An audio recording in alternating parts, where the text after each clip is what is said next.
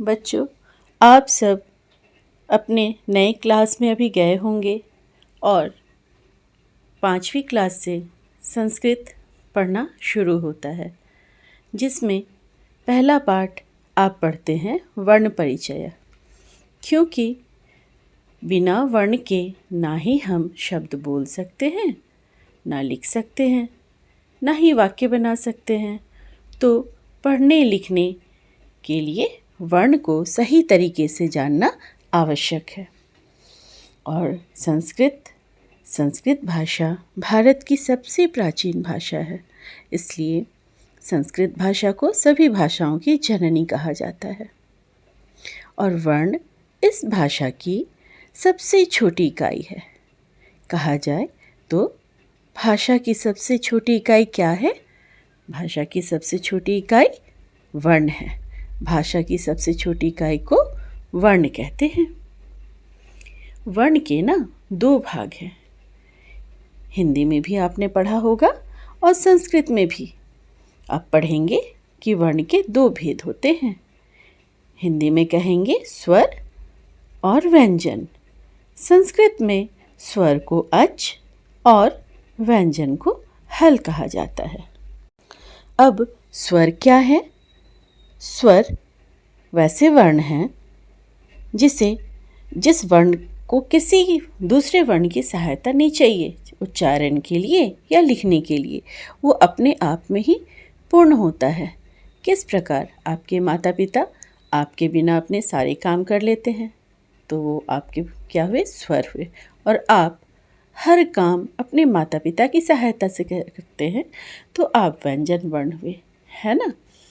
उसी प्रकार स्वर संस्कृत में 13 है, जिसके उच्चारण के लिए किसी भी वर्ण की सहायता उसे नहीं चाहिए होती है। पर व्यंजन हमेशा आधा होता है अस्वर के बिना। अस्वर सारे व्यंजन वर्ण को पूरा करती है। आप किसी भी व्यंजन वर्ण का उच्चारण करेंगे, क, म, प, त, कोई भी व्यंजन वर्ण बिना अ के पूरा नहीं हो सकता है। सारे व्यंजन वर्ण को उच्चारण करने के लिए अस्वर की सहायता चाहिए। संस्कृत में स्वरों की संख्या 13 है और व्यंजन वर्ण की संख्या 33 है। अब वर्णमाला क्या है? सभी स्वर और व्यंजन वर्णों के व्यवस्थित समूह को वर्णमाला कहते हैं। जैसे फूलों की माला, व्यवस्थित फूल होते हैं क्रम से एक के बाद एक, तो वो फूलों की माला हुई। मोतियों की माला आपने देखा होगा, एक के बाद एक क्रम से मोती गुथे हुए होते हैं, तो वो हो गई मोतियों की माला। उसी प्रकार वर्ण क्रमबद्ध एक के बाद एक होते हैं, तो वो होता है वर्णमाला। चलिए अब समझते हैं स्वर को। आपने हिंदी में भी स्वर पढ़ा है। हिंदी में स्वरों की संख्या 11 है और संस्कृत में स्वरों की संख्या 13। 2 स्वर अलग से हैं। क्या है? उसे हम अभी पढ़ते हुए समझेंगे। अ, आ, छोटी ई, बड़ी ई, छोटी ऊ, बड़ी ऊ, री, इतना आपने हिंदी में भी पढ़ा है। तो यहाँ तक तो बड़ा आसान है। पर इसके बाद अभी जो मैं उच्चारण करूँगी, ये आपके लिए नया स्वर वर्ण है। री के बाद संस्कृत में क्या है? री। इसे थोड़ा जोर लगाकर बोलेंगे। देखिए ये 2 बार घुमा हुआ भी है। री एक बार है ट की तरह और इसमें ये 2 बार मुड़ा हुआ है। इसके बाद आप देखिए फिर से नया स्वर वर्ण है। ल के नीचे री की मात्रा। तो ल और री दोनों को मिला के पढ़ने से री। ये री और री, ये दोनों नए वर्ण हैं संस्कृत में। हिंदी में बाकी सब तो हैं ही, पर ये संस्कृत में आपको अलग से सीखना पड़ेगा इसके उच्चारण को। कई बार उच्चारण करने पर आप भी इसका सही उच्चारण कर पाएंगे। इसके बाद ए, ऐ, ओ, औ। फिर से एक बार हम समझेंगे इसे। संस्कृत में 13 स्वर हैं। क्या क्या हैं? अ, आ, छोटी ई, बड़ी ई, छोटी ऊ, बड़ी ऊ, री, री, लड़ी, ए, ऐ, ओ, औ। तो आपने देखा स्वर वर्ण कितने आसान हैं। 2-4 बार आप इसे पढ़ेंगे ना, अपने आप दिमाग में ये बैठ जाएगा और इसे लिखकर अभ्यास करना तो बिल्कुल नहीं भूलेंगे। लिखकर अभ्यास करने से ये हमें और अच्छी तरह से समझ आती है, क्योंकि कोई भी शब्द और वाक्य लिख के ही हमें बताने होते हैं। कक्षा में परीक्षा भी होती है तो लिखित परीक्षा होती है, इसलिए हमेशा आपको लिख के अभ्यास करना चाहिए। अब समझते हैं व्यंजन वर्ण को। व्यंजन वर्ण में 5 वर्ग हैं। क वर्ग, च वर्ग, ट वर्ग, त वर्ग और प वर्ग। आप देखिएगा पांचों वर्णों में 5-5 वर्ण है। मतलब क वर्ग के घर में 5 सदस्य हैं, च वर्ग के घर में भी 5 सदस्य, ट वर्ग के घर में भी 5 सदस्य, त वर्ग, प वर्ग सभी अलग अलग वर्ग है और सभी वर्गों में 5-5 सदस्य हैं। ऐसा नहीं है कि क जाके च वर्ग में बैठ सकता है या ट जा कर के प वर्ग में बैठ सकता है, बिल्कुल नहीं। जिसका जो घर है, जिसका जो स्थान है, वही वो रहेगा। इसलिए इसे भी लिखकर अभ्यास करेंगे। क वर्ग, जिसमें 5 वर्ण क्या क्या हैं? क, ख, ग, घ, अंग। ये हुआ क वर्ग। लिखने का तरीका भी बहुत ज़रूरी है। आप देख रहे हैं ना, सारे व्यंजन वर्ण में हलंत लगे होते हैं।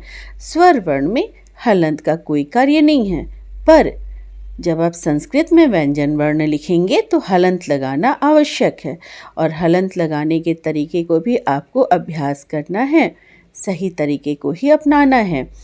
जब आप हलंत लगाते हैं तो देखिए जितने डंडे वाले वर्ण हैं, डंडे के पास थोड़ा सा गैप रख करके स्लैंटिंग लाइन में हलंत लगाते हैं। तो इसे जब आप कई बार लिखेंगे ना, अपने आप आदत बन जाएगी, अपने आप समझ में आएगा कि सही तरीके से हलंत कैसे लगाना है। अब च वर्ग को समझेंगे। च वर्ग में भी 5 वर्ण आप पढ़ेंगे। च, छ, ज, झ, इय। ट वर्ग, फिर से 5 वर्ण। ट, ठ, ड, ढ, अण। त वर्ग, त, थ, द, ध, न। प वर्ग, प, फ, ब, भ, म। ये 5 वर्ग बहुत बहुत बहुत ज़्यादा महत्वपूर्ण हैं। इसे आप कई बार लिखकर अभ्यास करेंगे, क्योंकि परीक्षा में कोई सा भी वर्ग लिखने को आ सकता है। जैसे क वर्ग लिखे या प वर्ग लिखे, त वर्ग लिखे, तो आप जब लिख के अभ्यास करेंगे कि किस वर्ग में कौन सा वर्ण है, तो आसानी से आप परीक्षा में लिख सकते हैं। ठीक है, तो इसे लिख कर अभ्यास करेंगे। इसके बाद अंतस्थ। अंतस्थ 4 वर्णों को कहा जाता है। य, र, ल, व। तो अगर कभी परीक्षा में प्रश्न रहे कि अंतस्थ वर्णानि लिखत, मतलब अंतस्थ वर्णों को लिखें, तब आप यही 4 वर्ण लिखेंगे। य, र, ल, व। अब ध्यान देंगे अंतिम पंक्ति पर। उष्म। उष्म मतलब गर्म। 4 वर्ण हैं उष्म में भी। वैसे वर्ण जिसको बोलने से हमारे मुंह से गर्म हवा निकलती है, वो है उष्म वर्ण। आप अपने मुंह के सामने अपने हाथ को रखकर इन वर्णों का उच्चारण करेंगे तो आप खुद ही समझ जाएंगे कि इन वर्णों को उष्म वर्ण क्यों कहा गया है? जब आप इनका उच्चारण करेंगे तब आप महसूस करेंगे कि आपके मुंह से गर्म हवा आ रही है। तालव्य श, मूर्धन्य ष, दंत स, ह। ये 4 वर्ण ऊष्म वर्ण हैं। इसके उच्चारण करते हुए हमारे मुंह से गर्म हवा आती है, इसलिए इन्हें ऊष्म वर्ण कहा जाता है। आयोगवा, आयोगवा में 2 वर्ण हैं, अनुस्वार और विसर्ग। अब हम सब इस व्यंजन वर्ण से कुछ प्रश्न उत्तरों को भी समझेंगे। प्रश्न 1 देखिए, अंतस्थ वर्णानि लिखत, अर्थात अंतस्थ वर्णों को लिखो। य, र, ल, व। इसका उत्तर ये 4 वर्ण हैं। जब आप ये 4 वर्ण लिखते हैं तो इस प्रश्न का उत्तर पूरा होता है। अगला प्रश्न, ऊष्म वर्णानि लिखत, ऊष्म वर्णों को लिखो। ऊष्म वर्ण भी 4 हैं। उत्तर में आप लिखेंगे तालव्य श, मूर्धन्य ष, दंत स, ह। इस प्रकार से ये उत्तर पूरा होता है। इसके बाद अगला प्रश्न है, पंचम वर्णानि लिखत। अब ये पंचम वर्ण क्या है भाई? आपने 5 वर्गों को पढ़ा था और 5 वर्गों का जो 5वां वर्ण है, जैसे क वर्ग का 5वां वर्ण अंग, च वर्ग का 5वां वर्ण इय, ट वर्ग का 5वां वर्ण अण, त वर्ग का 5वां वर्ण न, प वर्ग का 5वां वर्ण म। तो अंग, इय, अण, न और म ये क्या है? पंचम वर्ण। अगर प्रश्न है पंचम वर्णानि लिखत, पंचम वर्णों को लिखें, तो आप यही 5 वर्ण लिखेंगे, अंग, इय, अण, न, म। पंचम वर्ण से भी कुछ प्रश्न पूछे जा सकते हैं, तो आप इसे समझ लें। प्रश्न अगर है, अनुस्वार स्थाने पंचम वर्ण प्रयोगम कृत्वा चित्राणाम नामानि लिखत, मतलब अनुस्वार के स्थान पर पंचम वर्ण का प्रयोग करते हुए दिए गए चित्रों के नाम लिखे। आप देख रहे हैं चित्र के साथ नाम लिखे हुए हैं, पर उसमें अनुस्वार का प्रयोग किया गया है। आपको क्या करना है? अनुस्वार के स्थान पर पंचम वर्ण का प्रयोग करके इन शब्दों को दोबारा लिखना है। पंचम वर्ण ही अनुस्वार का रूप होता है और अनुस्वार को बदल के पंचम वर्ण लिखना होता है। देखिए पहला क्या है? च, च पर अनुस्वार है, तो च अनुस्वार, फिर च छोटी उ की मात्रा विसर्ग। उच्चारण क्या है? चंचु।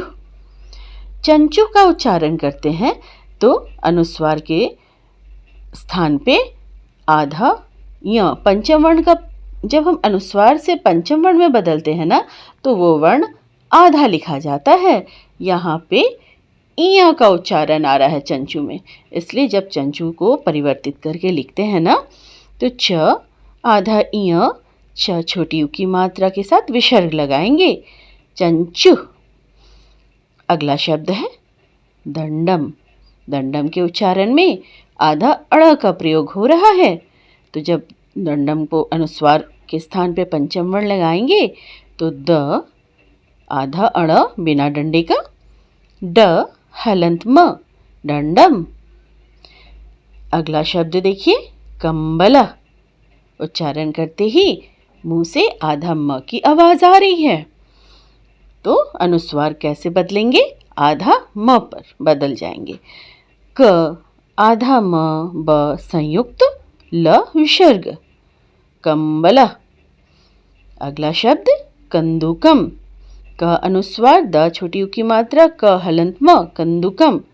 जब इसे बदलेंगे पंचम वर्ण में तो लिखेंगे क आधा न, अनुस्वार बदलकर आधा न हुआ, द छोटी उ की मात्रा, क हलंत म, कंदुकम। इसका अर्थ क्या है? गेंद।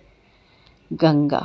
ग अनुस्वार, ग आ की मात्रा, गंगा, जब उच्चारण आप ध्यान से सोच के समझ के करेंगे ना, अपने आप समझ में आएगा कि कौन सा किस पंचम वर्ण की आवाज़ मेरे मुंह से आ रही है। गंगा, अंग। तो आप जब लिखेंगे तो आप समझे ना कि किस प्रकार गंगा शब्द का उच्चारण करते ही हमारे मुंह से अंग की आवाज़ आ रही है। तो जब इसे अनुस्वार को पंचम वर्ण में बदलेंगे तो ग, हलंत अंग, मतलब हलंत लगाते ही जितने भी गोल वाले वर्ण हैं उसे हलंत लगा के ही हम क्या कर सकते हैं, आधा। तो जब अंग को आधा लिखेंगे बस हलंत लगाना है। ग, हलंत अंग, ग, आ की मात्रा। तो आप समझे ना किस प्रकार अनुस्वार वाले शब्दों को पंचम वर्ण में बदल सकते हैं। अब समझते हैं संयुक्त व्यंजनम को। जहाँ दो या दो से अधिक व्यंजन परस्पर मिल जाते हैं वे संयुक्त व्यंजन कहलाते हैं। संस्कृत में अनेक संयुक्त व्यंजन हैं, किंतु उनमें सबसे अधिक प्रचलित 5 वर्ण हैं। देखिए यहाँ अक्ष, त्र, ज्ञ, श्र, द्य।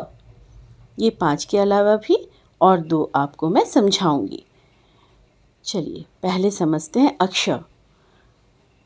हलंत क, जमा हलंत मूर्धन्य श, अ मिलकर के बना अक्ष, जिससे शब्द बना सकते हैं वृक्ष, शिणा, क्षेत्र, क्षमता, कक्ष।